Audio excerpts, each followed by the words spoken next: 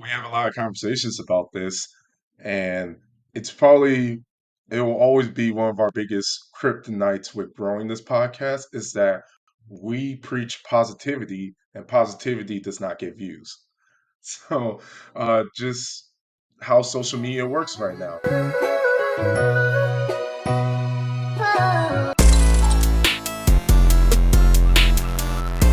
Welcome to another episode of Modeling Empower Narratives, the podcast. I am your humble, gracious host, Jordan Flowers, back with two of my co-hosts, Trey and Jacob Hill. And I think it's our first episode of 2024. So just want to check in with you guys, man. How's the New Year's treating you? New Year's been good for me so far, man. I just got back from a trip. Went to Scottsdale with the fam. It was a real good experience. Had some of the best golf of my life. We'll say shot a 43 on the back nine on a really nice course. It they gave us range balls to like start out, and that was just like a part of the round. They like grabbed our bags, loaded them up on the carts for us. It was a really cool experience. They had like 2-3 cart girls rolling around all times. What was the drink of Then choice on the course? drink of choice. That was what was that day? That day was just shooters. We were flowing. We'd take a shooter, drink a little Sprite. I don't even know what it was. It could have been clear. It could have been dark. It could have been anything. It was just I don't know. We didn't have too many of them. We only had about 4 of them just because the golf game was going good. Didn't want to get messed up. We just had to keep Yeah, it's a little the crazy. swing grease Yeah. going. Yeah, we just needed some swing grease. That's all. We didn't need anything to make you loopy. That is crazy. That is crazy. I ain't never heard of that, man. We gonna get back to you, man. Hell, how's your 2024 going so far, man? It's doing great, man. Just came back from KC, celebrated my birthday, so that was amazing. Yeah, man. Yeah, hold Shout on, man. out to my I gotta give a clap, man. Shout out to my man. He's getting older. This old man. This old man. There's already gray in the beard. Oh no, they saying that you need some. Nah, they saying this. You need some just for men, bro. You know what I'm saying? Dang, you already getting old on this, dog. Yeah, but we appreciate you, man. But anyway, because I'm very sure Trey is older than me. So anyway, it was a great time for sure. Shout out to our good friends out in KC for taking care of me and giving me a good time. Yeah, I didn't need Where'd you guys go? grease or wherever you called it. I had tequila. So wherever you want to call tequila. that. No swing grease. Tequila. No, okay. Swing grease. Hold on. What type of tequila? What was the brand? I need to know because we need to know. What was the brand on the tequila? Wow. I have never taken a Spanish class as a disclaimer, so I don't really know. Is it the Espen Low? Espen. What did it have the skeletons it's a good bang on it? for your buck. It's like no. It was like Tamado or something like that. Oh, Terramana. Yeah, it's Terramana. That's the Rocks tequila. Yeah, that's decent. Yeah, Terramana. I like the Rocks tequila. Yeah, I like Terramana, bro. Yeah. Oh yeah. So it was a great time. Get the job done. Yeah, that'll get the job right. done. Tequila is the only alcohol that is like actually kind of healthy for you. I ain't gonna lie. I'm not gonna say it's entirely healthy. I'm just not gonna say it's entirely not healthy. It's not okay. So you're just gonna leave it. You're just gonna throw that out there, just in case somebody want to try. Yeah, we just gonna leave it with that. Just in case somebody is deciding what drink they need to make their drink of choice, make it tequila. No hangover. Yeah, I'm not gonna lie. I could see myself being an alcohol connoisseur. So not an alcoholic, but just trying out, knowing one that likes the taste and all that stuff. And yeah, exactly. Right. Like I can see myself doing that. You might have to get you some of that. I can envision that. A cognac. Yeah, taster. He had cognac. I can see Hale being one of those guys. Yeah, well, he gonna have him a little cigar bar. I could tell his vibe. Oh yeah, early on, cigar. Absolutely, absolutely. Have a little we're gonna be slot chilling. machine in there. Oh yeah, it's gonna look like Club Shay Shay's podcast room in there. That's what's Club going Shay to look Shay. like. Yeah. Hey, speaking of them, bro, we got something to talk about when it comes a little bit. Club Shay Shay and his final episode, last week dropping. But we're gonna get to that a little bit later, Yeah. man. But we are here back in 2024, man, and it's been a blessing, and it's been a great ride. Actually, I want to say it's coming up on our 2-year anniversary from the start of the pod. Yeah. So ironic, actually, where Trey is recording that was where we first did our first The episode. magic happened, yeah. Actually, yeah, that's where the magic happened, man. But we've been blessed to have so many followers, so many listeners. Just even that late push for us to get our goal. We got our goal for the beginning of the year with our followers. So we really, really appreciate y'all for that. And with the new year rolling around, we understand that goal setting, resolutions, things you want to change, those things start to come around. You want to start making that push to evolve yourself. But collectively, and we'll get into the individual here in a second, what are some of the goals that you could kind of get into as a podcast that we've discussed and you want to see come into fruition for this 2024 year? And I'll start with you, Hel. There's no secret here that we would love to get to the point to where we're monetized. And with that, there's certain milestones that we have to hit, certain numbers, certain marks, certain likes and everything. So just more motivation for us to keep building our brand, keep making better quality videos, more consistent, everything that goes with that. So getting into there, and the second portion, and it's probably something that we'll touch on a little bit later, but while we're growing, also making sure we keep the core values of why we even made the podcast to begin with, because all the conversations we have, we say the same thing to where it's only going to get more complicated with the more viewers, more expectations, and then you put money on the table. So to keep the same foundation that made us who we are and it made you want to listen to us, we have to make sure we maintain that. Absolutely. I couldn't agree more. What about for you, Trey? I definitely agree with where Hale's coming from, where even like out of all of our goals that we might have, we still need to remain and like keep our base, that stuff that we started with, kind of the groundwork that we built up.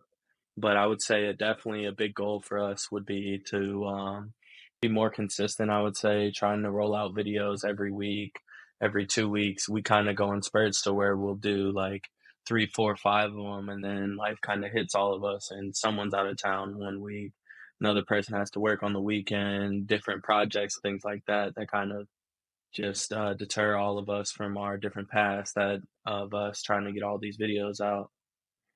Which, I mean, I know, like, we've talked about it individually, and then just even all the time, we always say, well, we want to try to do an episode this week.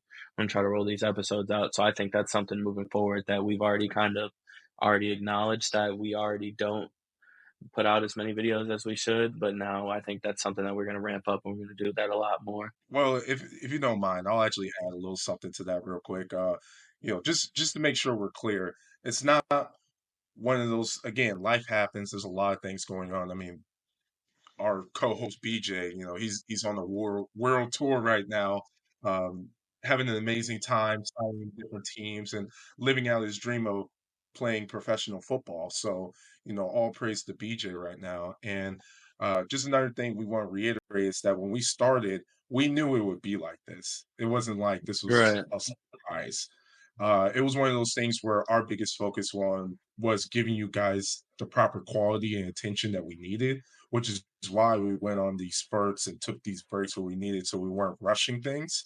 And now going into this year, we're at a comfortable place to where we feel like we are giving you guys a lot of quality. We're just not giving you it enough times. We got to give you more of it, more and more. So that's kind of where we're finally making that transition to where we got our voice. We know what we want to talk about. We got the system in place. Now let's ramp up production like the Model T. Let's just start cranking it out now.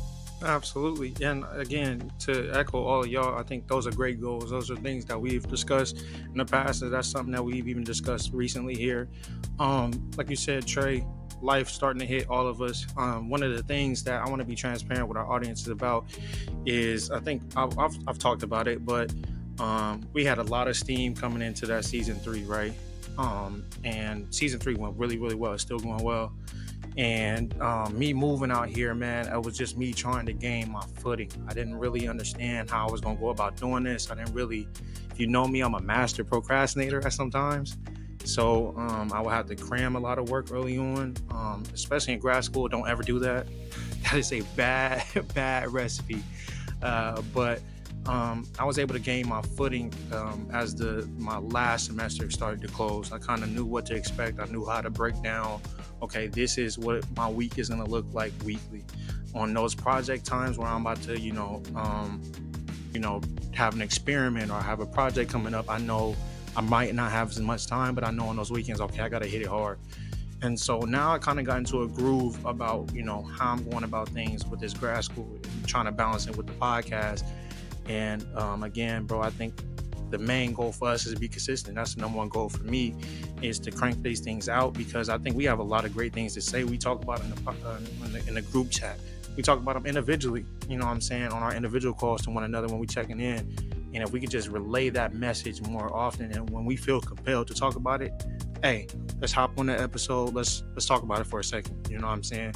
Make this into something that, people want to hear from us on our angle on this subject, something that we'll even get into here later in the episode. But switching to individually, man, 2024, is going to be a big year for the podcast. But ultimately, one of the things we always talk about is, how is the individual doing? I just talked to Hale about that, like me caring for you as a person beyond the podcast and what you got going on in terms of your goals. So I'll swing it to you, Trey, first. What is an individual goal that you have coming into this year? A big individual goal for me, because everybody knows how much I golf and how much I love to golf. My big individual goal this year is to try to get consistently hitting under 90, dropping my handicap to probably about 17, somewhere in there, 18, somewhere in there.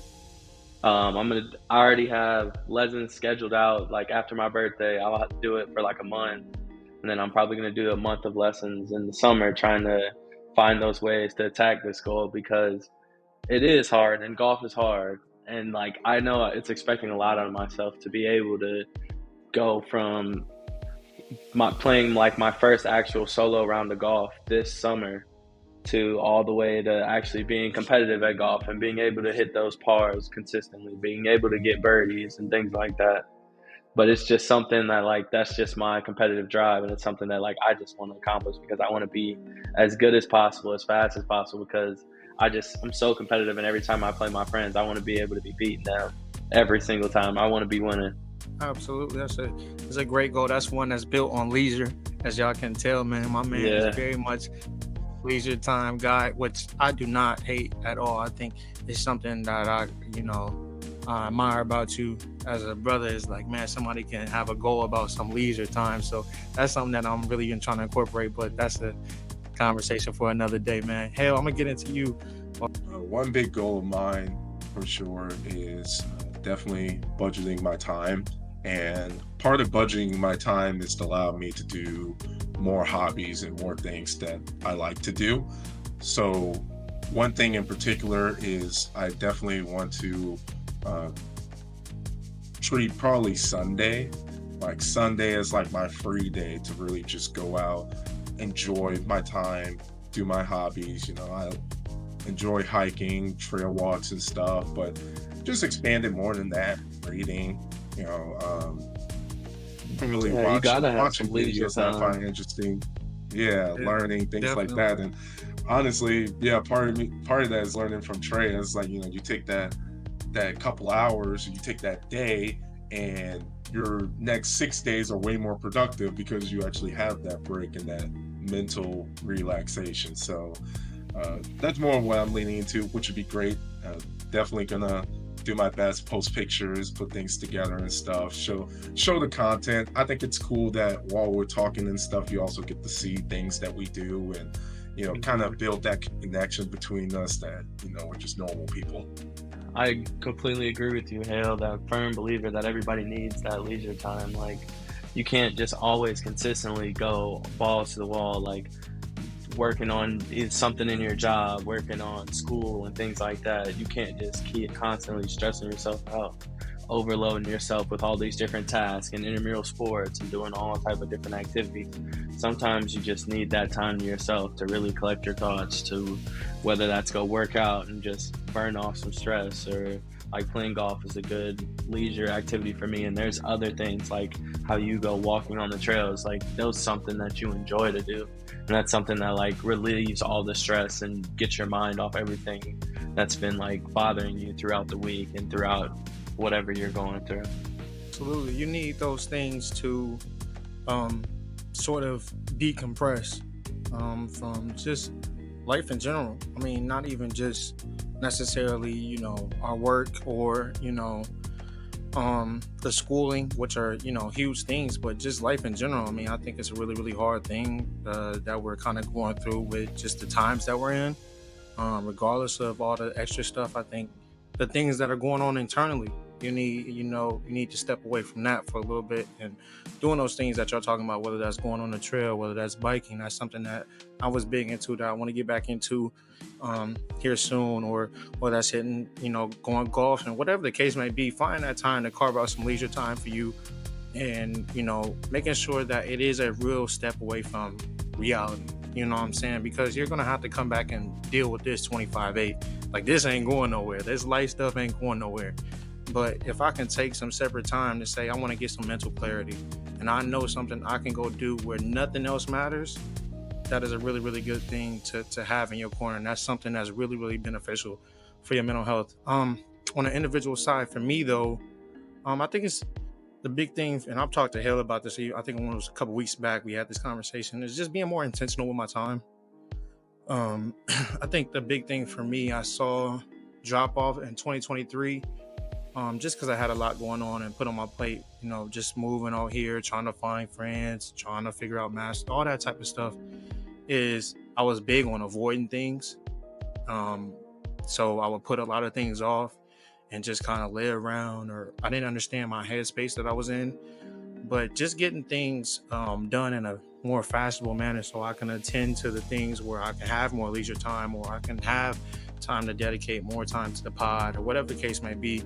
So just being more intentional with my time, and then being intentional with the things that I'm doing with my time as well. You know what I'm saying? When I'm doing those things, is that the only thing that's on my mind when I'm doing it? Like when I'm podding in this episode, the only thing that matters right now is me cranking out and making sure that this is the best episode I can put out, right? Nothing else matters at this particular time and moment. So that would be the huge thing for me, and just continuing to stay grounded. Again, another thing that I got away from is just journaling. And I know that was the big thing that kind of helped me through my you know, peaks and valleys in life, is that journaling, like getting those things out. And yeah, man, those things, I'm really, really excited. I think I've started off really, really well. We started December 31st, actually. I wasn't about to wait till January 1st. We started December 31st. And these last week has been really outstanding for me to get back to those things that kind of kept me level-headed, man. So yeah, I'm in a really, really good space when it comes to that. Anything else as far as goal setting? Actually, before we move off of this, till we, you know, get into this, I felt compelled to say this because I saw this on Twitter, y'all.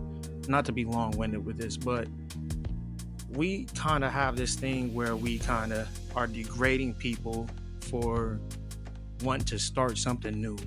I know the cool thing is to say, all these people coming into the gym and all these new people coming in here and not even really serious about it.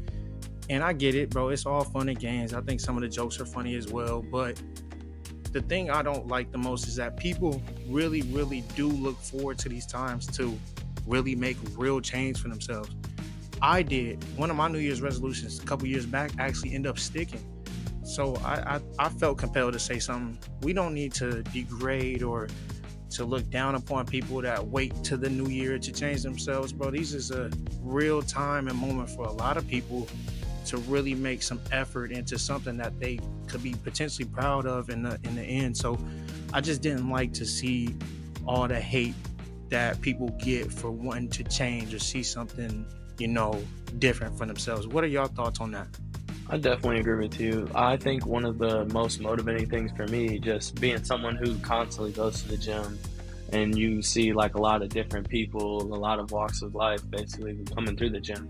I'm like the most like proud of like internally, and it makes me want to work harder when I see someone who's not in the best shape, like trying their hardest, trying to better themselves, because they know that like this isn't the type of person they want to be.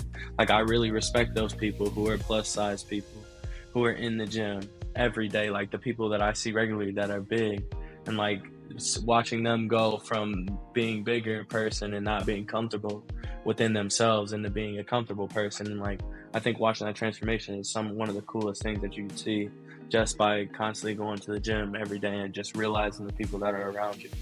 We have a lot of conversations about this, and it will always be one of our biggest kryptonites with growing this podcast, is that we preach positivity, and positivity does not get views. How social media works right now, negativity sells, and that's what's getting all the hype and all the views and stuff. And a good analogy is whatever you think it's normal, social media is going to tell you the opposite. If it's up, it's going to be down. If it's left, it's going to be right. If it's dark, it's going to be light. That's how it's going to be. So Right. What I would say to the viewer is, one, have your own sense of accountability. So if you look at that and that makes you upset, well, it should make you upset over one of two things: either one, that's describing you, or two, that's really not describing you. And use that as a set of accountability. The biggest one is the gym. Gyms are packed on January. You can't, it's packed and all that stuff. So be that person that stays there in February, be that person that stays there in March, be that person that stays there in April. So really hold that accountability to where, even though you don't know these people, you don't know like the makings of these videos and stuff, make it as an extra motivation for you to prove it wrong. And then the second thing I would say, speaking to more on the video itself, is that, yeah, on one side it's comedy, but on the other side, it degrades society. So there's a sense of morality when it comes to putting together content that people have to recognize, is that these big platforms, your favorite celebrity and all that stuff, there is a lack of morality that you do have to recognize, to where at the end of the day, they're just more focused on views than they are trying to help their individual fan or viewer out. So that's my two takes on it. There's the individual, and then there's the greater scheme of things that people have to recognize. And before we move on, because I know we want to get into the hot topic of the last week, when in regards to what happened on Club Shay Shay, but I did have to ask you guys. We talk about goal setting, we talk about our individual goals, our goals as a podcast, being goal oriented. What are some of the pitfalls? What are some of the things that people should avoid? What is the common theme around people not finishing through on their New Year's resolution or goals that you may have seen or you may have experienced, per se, that you will want these people that are setting these new goals for 2024 and trying to follow through, they're actually putting in some effort and saying, look, I really want to make sure that this happens. What are some of those pitfalls? And I'll go to you, Trey, that you see can hold people back from getting to that promised land that they are trying to get to? I would say one of the biggest things that I see is that people try to make their goals so strict and so like unattainable that it's just like they're climbing a mountain and that's never ending, or going up this hill and never seeing the top. Like I feel like, for instance, a good example is people who try to get into going to the gym consistently and trying to lose weight and then better themselves in that regard. You see a lot of people who say, I'm going to go to the gym every day. I'm not going to skip a day. I'm going to go. I'm barely going to eat anything. I'm going to go on this huge diet where I only eat so many calories, and just cut out so many different things in their life all at the same time, instead of going one thing at a time, or like making one habit that they're trying to build really an enjoyable habit to do. I read this book. It's called Atomic Habits. Highly recommend everyone reads this book because it's so good. And it just talks about the different ways to like build habits and stuff. And one big thing that the book mentions is that when you're trying to build a habit, make it something enjoyable, like make it something that you look forward to. Like for instance, you could say, I'm going to go to the gym, and then after I go to the gym, I'm going to go to my favorite spot and go get something to eat, or go to my favorite book, or read my favorite book, watch my favorite TV show. But it's like you're building one habit along with doing something that you really enjoy to do. So that way it kind of tricks your mind into thinking, oh, I'm going to go work out so I can come back and watch the show, or come back and watch my movie that I want to watch, or whatever thing it might be that you enjoy to do. Absolutely. And I'll switch to you, Hell. What is the thing that you see the most out of people that are trying to get to that goal, and maybe it just kind of pushes them back, or they just can't get over that hump? Is there a common theme that you see amongst people that can't really get there, or again, maybe something that you've experienced yourself? In my head, there's three things you have to do to achieve a goal: is plan, execute, and patience. Most people can plan somewhat well. Like you said with Trey, 25 pounds or 50 pounds or wherever their planning is. Execution's half and half, but it really comes down to patience, in my opinion. So with Trey's example, let's say you're trying to lose 25 pounds. For some reason, people believe the hardest thing to do is to start, and I don't believe that. I think the hardest thing to do is the middle area, where you already started, but you haven't achieved the goal yet, and you're in that middle ground, like kind of like the point of no return, and you're going up. And you plateau. I feel like that's the hard part. Yeah, you're not really seeing those results. You can't lose any more weight, type of thing. Right. Like when you're losing 25 pounds, the first 5 isn't the hardest. It's when you get to 15 and you're trying to get to 20. That's where it starts getting hard, because you're already used to a routine, but also you have that fatigue to where you just want to see your goal happen now. Like you just want it to end. So patience is a big thing for me. I think that's where a lot of people get it wrong. And it really starts with your planning and your execution. But you have to recognize with New Year's resolutions, the real premise of a New Year's resolution is usually something that would take a significant amount of time to do. So with you going to the gym, the point of you going to the gym is for you to build something that be sustainable to at least last a year, if not longer, and make it part of your lifestyle. So that's where the patience comes in mind. Anyone wants to lose weight, and then they start going to the gym 4 days a week when they never went to the gym. Like, no. Go to the gym 1 day a week. Then build yourself up to go to the gym 2 days a week. And then build up that lifestyle to where, I don't even have to go to the gym this week. I'm just going to walk, or I'm going to do an alternative exercise and try something new and stuff like that. So when you have that patience and that intent with the patience, I feel like that goes a long way, and that helps a lot of people actually do achieve their goal. Yeah, what y'all mentioned, 2 great things. I think the 2 things that I have for y'all, man, in terms of where I see maybe people falling off track or not necessarily following through, or something maybe getting in their way, it's 2 things. One, we're all familiar with I think we've all seen either you've been a track runner. I know Hale ran track. I've seen the pictures, dog. We actually need to put them up. BJ, get the pictures from him, dog. You gotta see his track pictures in high school. I was an all-state 2-miler my senior year of high school. Okay, that's crazy. I'm an all-state 2-miler, and then I played offensive line the next year out of college. So tell him, hey, that's patience. That's patience right there. That's plan, execution, patience right there. That's Hale Hams, but we'll explain what Hale Hams is in a later episode. They don't need to know about that. But we're all familiar with sprinting, bro. And in the 100, if you ever ran a sprint, you know that the one thing that they teach you about is the drive phase. That's the most important thing, right? So not popping out the blocks and having your head pop straight up. That's a big no-no. If you ran track, that's a big no-no in any type of race, particularly when it comes to sprint. Stay in that drive phase for that first 40 to 50, meters, and stand down until you get up into your building speed, until rolling into your top speed. I say that in connection with the goals is a lot of people start a goal while staring at the finish line, and that makes it so much harder to go after, because it's like, damn, how much further do I have to go? Instead of those incremental steps of, okay, man, I'm gonna just keep my head down and then make checkpoints where check in with myself to see if I'm hitting those checkpoints to get to the goal. But if you start a goal and you staring at that finish line, hell yeah, it's gonna be really, really exhausting to get there. And I think a lot of people give up because it's like, that's a long time to get there. You know what I'm saying? So that's my first thing. The second thing is, I ever heard of a saying, it's by Aristotle. You know, I'm about to get on some geeky stuff when I say Aristotle, but it's called nature abhors a vacuum. Have you ever heard that before? Nobody has, huh? No. About to teach y'all. Let's get it. All right. So nature abhors a vacuum. Basically, the whole saying is there's a law in physics that no space goes left unfilled.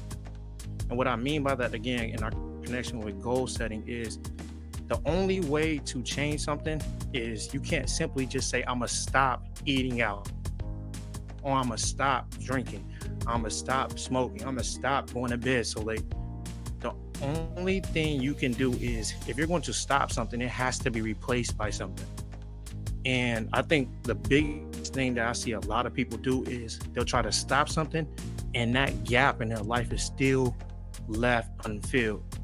And what happens with gaps that are left unfilled is what you have normally done for your last 20 years of life, you'll fill it up with that same exact thing if you don't fill it up with something different, right?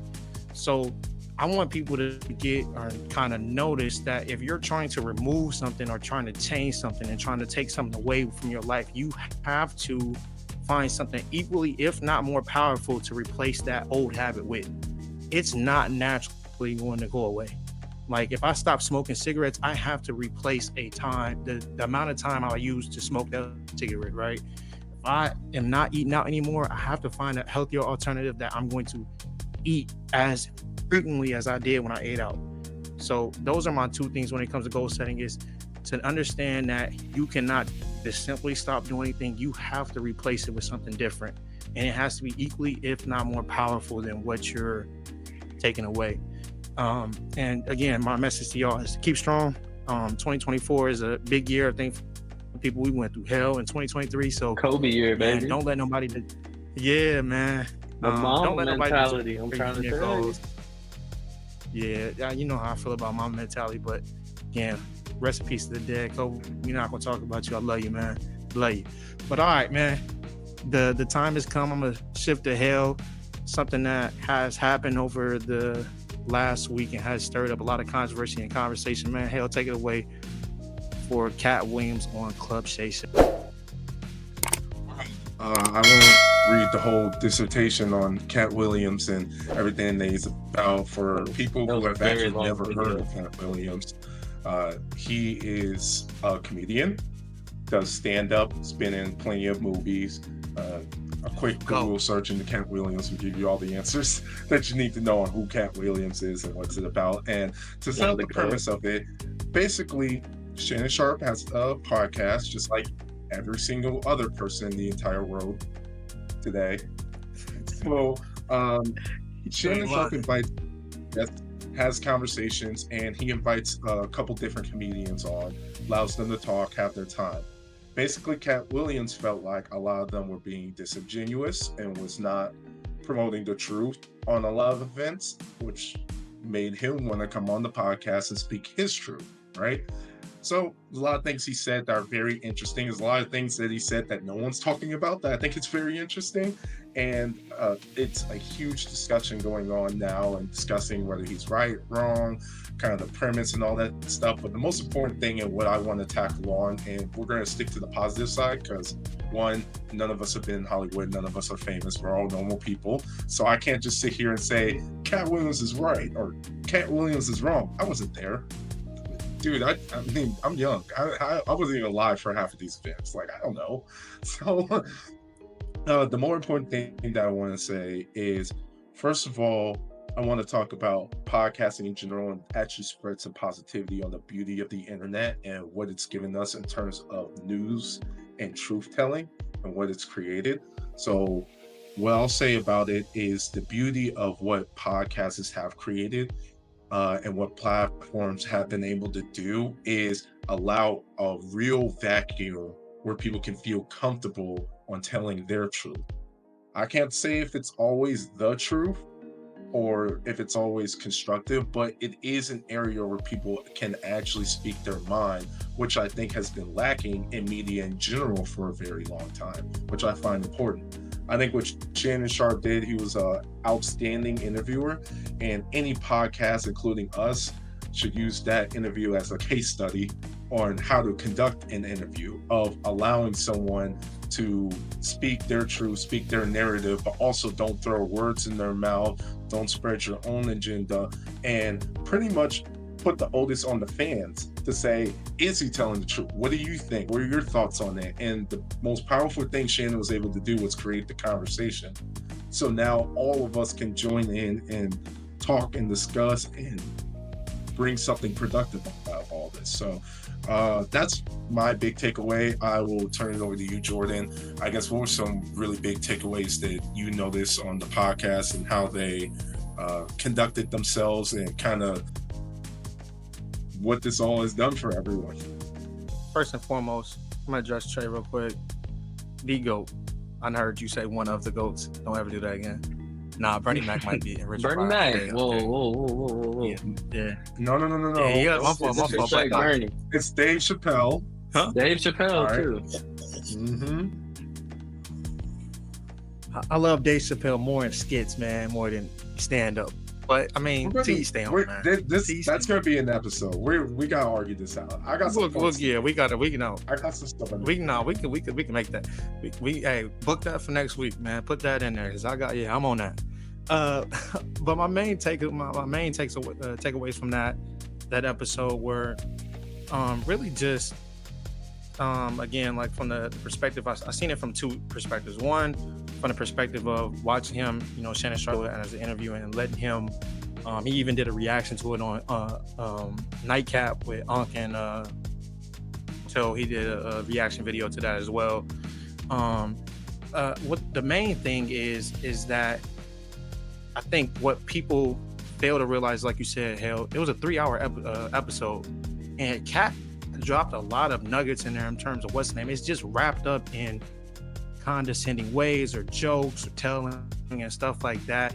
And I didn't agree with how he went about everything that he said, but in a lot of regards, he was telling the truth in terms of like people having to quote unquote sell their souls. Again, I'm not here to debate right or wrong. I have never been in those spaces, so I can't sit here and say, but the fact of the matter is that that he felt compelled to speak on these things, and he does it with evidence. It's not like he just throwing stuff out there. I mean, they Twitter, they pull up receipts all the time. And so I think people like Katt Williams or Charleston White, again, I don't agree with how they go about doing it, but I will say that they drive attention towards the things in a way that's going to catch your attention, but also once you hear it, now you're really trying to see what I'm trying to show you, right, in a sense. And I think Katt Williams did a really, really good job in doing that. I think the jokes and the whole different thing wrapped up in it, I think that's what people were caught up on. I was more caught up on the things that he was saying as far as like the real life things that were going on, or him helping his comedians out or stuff like that, all the great things that he has done. And I think the one thing we have to stop doing if we want to move in society is being so jaded at the messenger. What is the message? You know what I'm saying? I'm not sitting there saying I like how everybody goes about promote message. And I'm not saying I would ever do it that way. I don't think I would, idealistically, but can I get to the root of their message and what they're getting at? And can I agree with that or can I not? And I think people get so jaded and so, discombobulated by how people go about doing it rather than what are the people actually saying. And I think that's a big skill that we developed in football a lot, is our coaches is calling us all types of names and yelling and screaming and stuff like that. And the only way for us to get better is what? Get through all that BS that they doing and saying and all that hooping and hollering. What is the actual message that he's trying to get to, through to us? And so I was able to grab a lot of great points from him, and I know how the internet works, so I know the negativity is going to sell, but I hope people can go back and see Katt Williams did doing a lot of real great things and elevate those things as well. What about you, Trey? I would say one one of the big things for me throughout the whole thing is that I watched Shannon kind of gave a breakdown, and him and Ocho talked about the whole episode and like takeaways they got. He said that he's receiving a lot of backlash and a lot of people asking him, well, why didn't you ask this? Why didn't you make him talk more on that, fact check him and things like that? And he comes out and he goes, I never said I was a journalist. I never said I was trying to get to the bottom of anything. I never said I was on anyone's side. I never said that I agreed with everything that Katt said. I never said that. He even goes along to say that some of these guys, like Cedric the Entertainer, Steve Harvey, says he's been associated with them and that he's like been around them multiple times. He knows, and he's like been in their houses and things like that. They've been to parties together. They acknowledge each other. And I think through that honesty is also like why Katt was so comfortable with coming on the podcast. Because during the episode, Katt consistently says like, you made this space and you did such a good job building your podcast and going and with all the preparation that he did with his podcast and all of the questions that he asked and the type of questions he asked, the good open-ended questions that allowed whoever it is, it could be Katt Williams, it could have been Steve Harvey, it could be anybody he's had on there, like it just gave them the avenue to tell their story and tell their truth. And that's why I felt like his podcast is so good and so well developed, is because he's not trying to be a journalist. He's not trying to be a reporter or somebody who's just getting all the gossip, trying to find the answers. He's just providing people with the space to tell their story. And before I let you go, Hale, one thing I want to comment on that is, again, even with the podcasting space that we in, bro, I think one of the things that we fell in love with the quote-unquote new media is the fact that people could be a little bit more authentic in our space, right? So we want people to be authentic in our space, and we got to understand authenticity isn't always what you're going to accept or you're going to agree with. We're asking for something, and then, okay, well, if we don't agree with it, now we don't want that no more, right? Where we create a space for people to tell their truths. Even in some of our conversations in our episodes, there's been plenty of times where we didn't touch base on a lot of things. You know how many times we did an interview and I skipped a question? I'm like, dang, that's a great question. But the conversation steered another way. Why would I bring it back to something when it's going great in this avenue? Like one of our episodes straight with Marcus, we spent a good portion on golf. Why would I move away from that? I could see the excitement in him and talking about his golfing career. I could have switched it back to something different, but I seen how well he was in that space. Why would I move off of that? Right? The point is that with these interviews, like let these people be who they are in terms of their authenticity. If you don't agree with, that's fine. That's fine. You don't have to agree with everything. Actually, I like that you don't agree with everything, because the fact that's what makes life worth living is everybody having a different view and perspective of it. So the fact of the matter is that Shannon Sharpe, again, is not a journalist, it's not an interviewer. He says he's having a conversation with a person with some cognac named Le Portier. Mm-hmm. And if you don't like it, or you I do want to try that. Yeah, we got to try that. Hey, we got to try that. Might be the first bottle for your collection, yo. Yeah. Katt, man. Real smooth. He said it gets you best up too.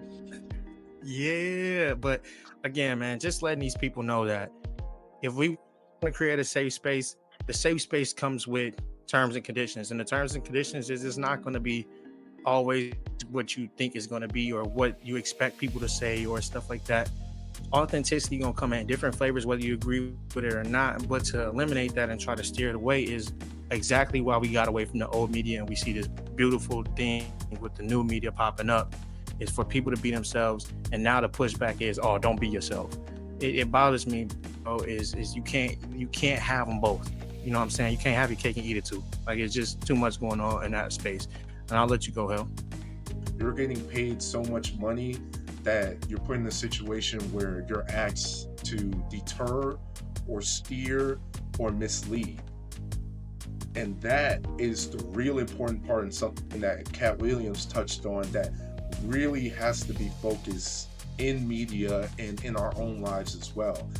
When people are making that amount of money, that is a real thing that can come up to where they're forced to set some sort of agenda. And we talk about it on the podcast all the time. There's certain media sites and meme pages that are just set to divide, just for views, just set to put up the most negative worst videos they can find on the internet, just to force people to talk about it and to argue and everything. And that type of division in and of itself is you selling off your morals, to put it lightly. And morality is such a big thing in our lives, but something to focus on when celebrities and leadership and people that you look up to, you also have to check yourself to make sure that they have a good sense of morality, to where, yeah, you might like this person might be funny, but is their message a good message? Is their lifestyle a good lifestyle? Is it something that you would want to replicate? And you have to be able to distinguish the two. And that's something going into 2024 that I think everyone has to be more attentive to, is to have a good sense of morality, right? Unfortunately, making money, there's no morality attached to making money. It doesn't matter what happens. Well, what's the saying? Behind every great fortune is a great travesty, something like that. That's something that needs to be brought back in 2024, that people have to understand that just because people are successful and in high places doesn't mean they have the best morals and they have your best intention. So leading on to my question with that, where we talk about morality for the person who's not famous and it's just an average day person, right? How important is morality, and what are some things that you feel like you should do to maintain your own morality in your life? I want to push back. I wouldn't say it's a pushback, hell, but I do want to recognize the importance or the American and I'm not trying to get on a soapbox here, I promise y'all, but American capitalism has divided us and pushed us to the brink of so much, almost to poverty. Like, they're trying to eliminate the middle class. Like, it's the have and the have-nots, right? So I think my pushback in terms of that is I think people are really, and I listen to even rappers in their interviews, is, bro, I'm not doing it because I love to rap, bro. I'm trying to get out of poverty, dog. Like, I don't care how I gotta do it. I think a lot of these people see ways to get out of a bad situation that they're in, and they will do whatever. And I can't sit here and fault them for that. I really can't. I mean, can I sit here and say idealistically I would never do that? Sure, I could. Have I been super impoverished? Am I well off? No. Have I been super impoverished? No. So I don't know what I would do in that lifestyle. I have zero clue, right? So these people are looking at it in a way of, bro, I have to get out of this way of doing it. I'm not sitting here saying everybody does it that way, but I think that is a common theme, that American capitalism does push people to get to the dollar by any amount, period. They don't care how they got to do it. Now back to our morality for us, because I'm not going to go any further on that, but that's a conversation for another day. I think it's really important that we keep community in our minds. Particularly, we're communal people. I think the how individual we are and how we go about life, I think we just use everybody as just expendable pieces. But one of the good things that I even see, and y'all know I'm very biased, but Bud is a great example of what I think being moral and upstanding, or Nipsey Hussle or something like that. People that give back to their community and understand that the only way I got here is through them, right? And making sure that I stay down and stay true to myself. I know I'm going to have a cap on success because of who I am, and I'm not willing to come off of certain things to attain that higher level of success. But I think the biggest thing is to always have your community and where you came from in the back of your mind, and to understand the things that were installed in you from a youngin'. And I know it's harder and harder to do that. Again, going back to, people seeing that you can make a quick dollar if you blow up and go viral. Like, people go viral and their lives change all the time. We just seen the Drew Walls dude. Everybody been clowning him, and he now making money from all those like dumb tripod setups that he been doing. But now look at him, right? NBA, NFL, like, and again, people like that, which he's doing something that's not negative. So, I mean, however you feel, if it's corny or not, I mean, it ain't nothing negative, so you can't really knock it. But again, on the moral side, I think it's just having our community in the back of our mind and understanding that the only way we're going to elevate one another is to look out for our village. And our village is a part of us as well. So not forgetting where we came from is really, really important in terms of having a moral basis. Yeah, going not going in a different direction from kind of where you took that question, Jordan. I would say that a big thing for all people is to have a certain set of morals. Because I feel like if you don't have morals in your life, you don't have a sense of direction and a way about the things that you do. You don't really have a why in your life, and I feel like you would live an empty life. You wouldn't know what you were doing. You would just be doing whatever. Honestly, like I feel like without morals, that would guide you into whatever job you're in, whatever career field you choose to take. Like you need those morals to build your foundation for you to be able to succeed in any part of life. I feel like without morals, you would just be jumping from job to job because you wouldn't have any loyalties to any job or any person you were around. It would be hard for you to keep friends and build relationships and go out and network and do all those different things so you could advance your career, advance your life, just because you would just be crossing people left and right because you wouldn't have any morals. It would just only be doing things for yourself and not doing things to benefit other people. And without being able to build relationships, without being able to have a certain direction and path, there's no success. There's no avenue for success.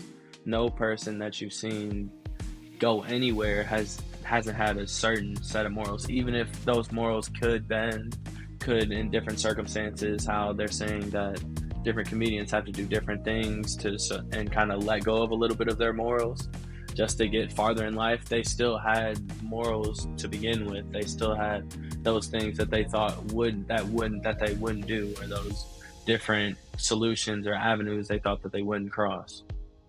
We have an episode where we actually discuss this in detail, but you have to set boundaries and you have to find where your yeses and where your nos, and you have to be very firm on that.